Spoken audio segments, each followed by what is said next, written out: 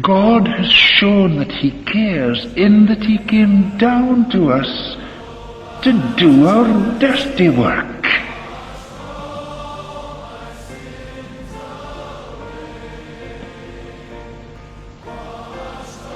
And this is how he did it, so transcendently, that it's incredible. Listen to some of the phrases. He justifies the ungodly. Think of that. Romans 4 and 5. He justifies, he declares to be righteous the ungodly. The ungodly. Are you taking it in? In another place, next chapter, he dies for the ungodly. And another place, he righteously justifies the sinner. But you see, that's dishonest. That's immoral. That's illegal as far as God's holy law is concerned. Not if you take the penalty yourself. And he did. He paid the penalty. Bore it all himself. And that deed, you see, is so far, far and beyond merely compensating for repairing Adam's deed. It's not a repair, merely. It's a new thing of such fabulous wealth and glory that there's no comparison. Absolutely no comparison.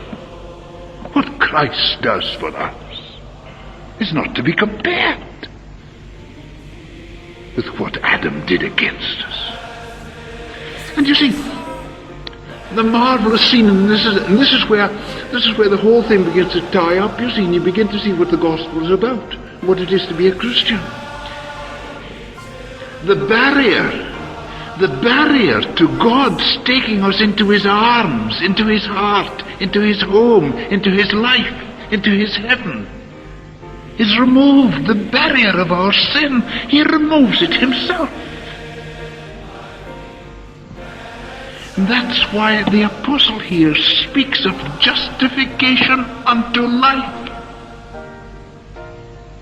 The sinner is righteously justified unto life. Now, justification is not life. Righteousness, in a sense, is not life. But it's unto life. God has to do this so that he can take us in his arms.